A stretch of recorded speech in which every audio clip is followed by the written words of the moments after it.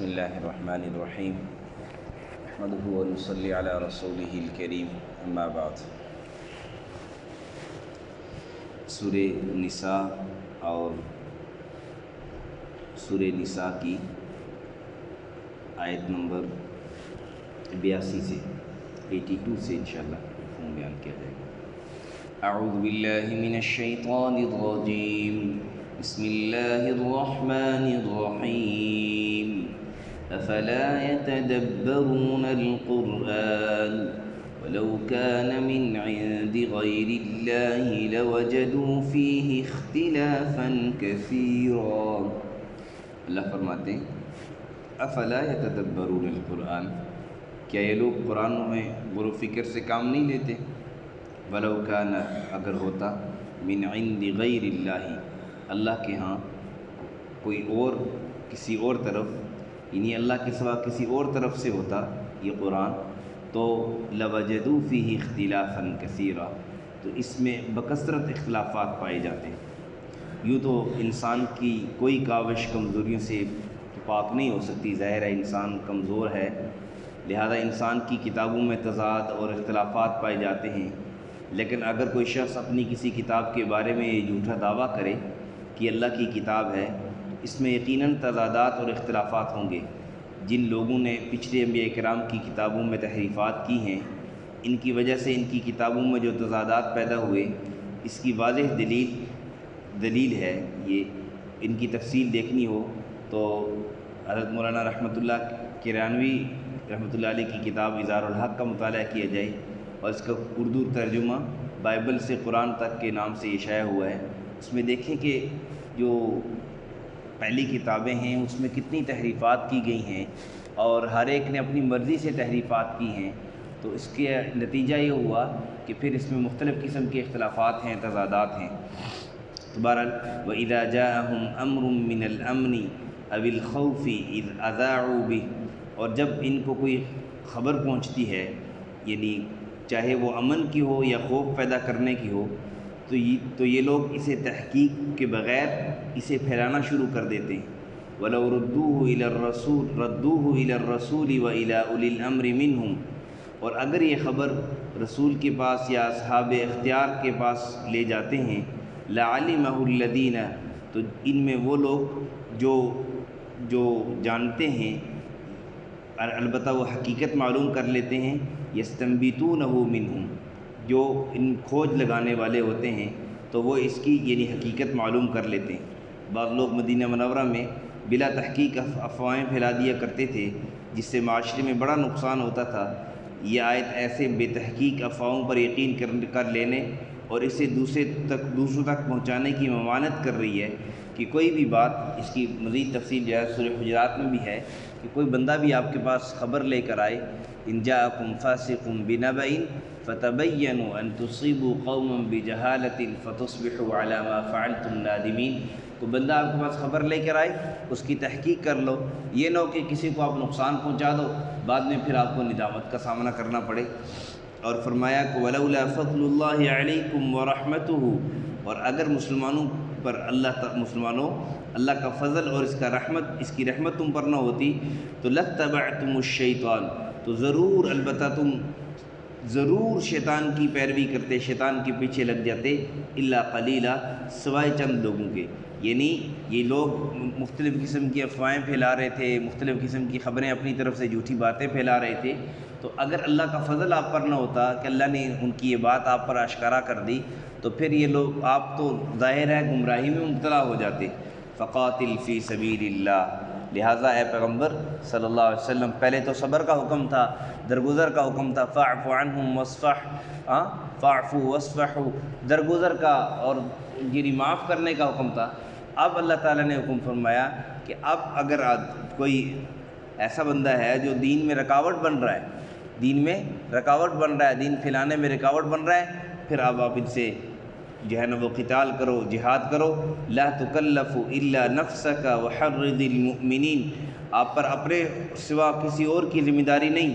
اور ہاں وحرض المؤمنین، مومنوں کو ترغیب دیتے رہو۔ عسى اللہ ان یکف بأس الذین کفروا، کچھ بعید نہیں کہ اللہ کافروں کی جنگ کا زور توڑ دے، یعنی کافر بڑے اپنے آپ کو جنگجو سمجھتے تھے، تو کہا کہ اللہ ان کا زور توڑ سکتا ہے، یہ طاقتیں ساری اس کا اختیار اللہ تعالیٰ کے پاس ہے۔ کہا واللہ اشد بأسا واشد تنکیلا، اور کہا کہ اللہ کا زور سب سے زیادہ زبردست ہے۔ کافروں کی جنگ کا کیا زور ہے، ان کی کیا تدبیریں ہیں، ان کی کیا چالیں ہیں، ان کی کیا جو ہے نا وہ حکمت عملی ہے، اللہ کا زور سب سے زیادہ ہے۔ اور کہا کہ واشد تنکیلا، اور اللہ سزا دینے پر آ جائے تو سزا بھی اللہ کی بڑی سخت ہے۔ من یشفع شفاعۃ حسنۃ یکن لہ نصیب منہا، جو شخص اچھی سفارش کرتا ہے اس میں سے اس کو حصہ ملتا ہے۔ یعنی کوئی آدمی کسی کی سفارش کر رہا ہے اور اگر وہ سفارش اچھے کام کی ہے اور اس کے ذریعے وہ دین پھیلتا ہے، خیر پھیلتی ہے، خیر کے کام کی ہے، تو جتنا بھی خیر کا کام ہوگا اس کے کہنے پر آگے چلے گا، یہ ذریعہ بنا ہے، اللہ تعالیٰ اس میں سے اس کا حصہ ہوگا، جتنا بھی الداعی الی الخیر کا فاعلہ۔ اور ومن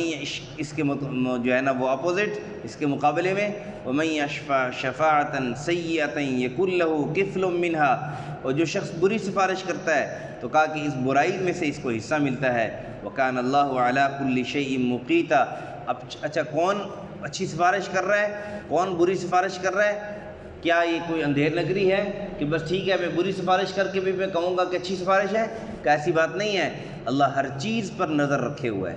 ہر چیز پر اللہ تعالیٰ نظر رکھے ہوئے ہیں۔ یعنی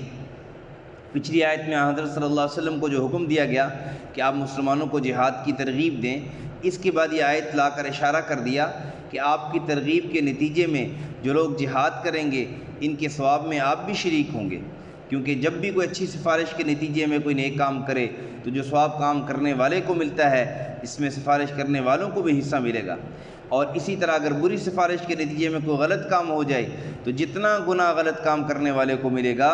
بری سفارش کرنے والا اس گناہ میں برابر کا شریک ہے۔ اور فرمایا وَإِذَا حُيِّيتُم بِتَحِيَّةٍ فَحَيُّوا بِأَحْسَنَ مِنْهَا أَوْ رُدُّوهَا، اور کہا کہ جب کوئی تم سے سلام کرے، تحیہ کرے، آپ سے ملاقات کرے،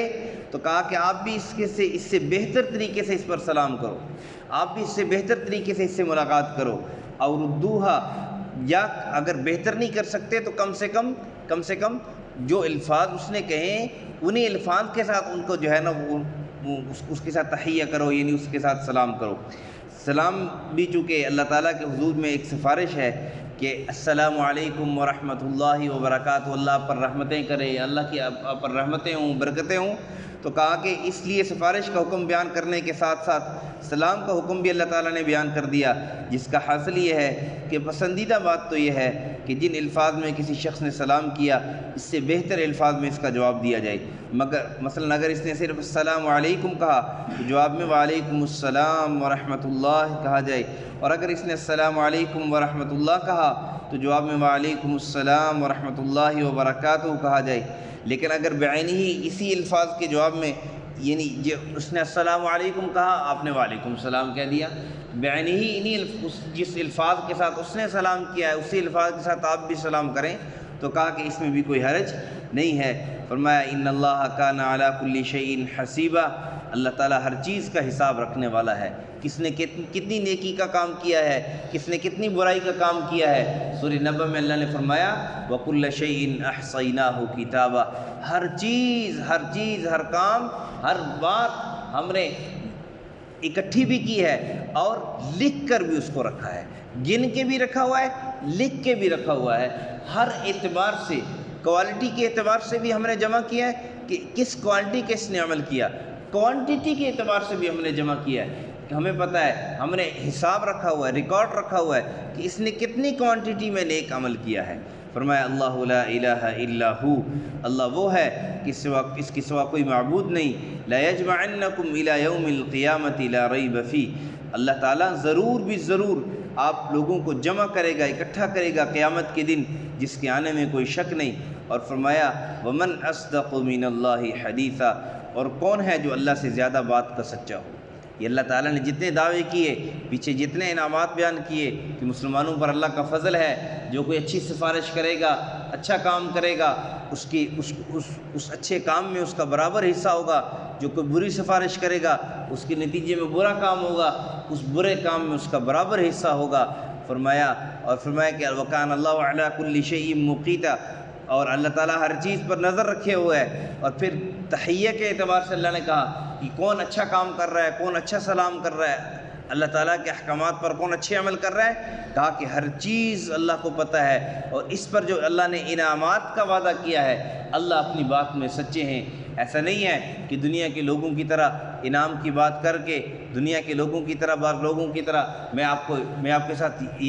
آپ کو یہ انعام دوں گا اور پھر بعد میں بھول جائیں۔ کہا کہ ایسا نہیں ہے، اللہ ہر اپنی بات میں بالکل سچے ہیں، بلکہ اتنے سچے ہیں کہ اللہ سے سچی بات کسی کی ہو ہی نہیں سکتی۔ یہ تھا ان آیت کا مفہوم کا خلاصہ۔ اللہ سب عمل کی توفیق نصیب فرمائے۔ الحمدللہ رب العالمین والعاقبۃ للمتقین، الصلاۃ والسلام علی اشرف الانبیاء والمرسلین وعلی الملائکۃ المقربین وعلی عباد اللہ الصالحین۔ یا رب لک الحمد کما ینبغی لجلال وجہک وعظیم سلطانک، اللہم احفظنا من کل بلاء الدنیا وعذاب الآخرہ، اللہم وفقنا لما تحب وترضى واجعل آخرتنا خیرا من الأولى، لا الہ الا انت سبحانک انی کنت من الظالمین۔ حسبنا اللہ ونعم الوکیل، نعم المولا ونعم النصیر۔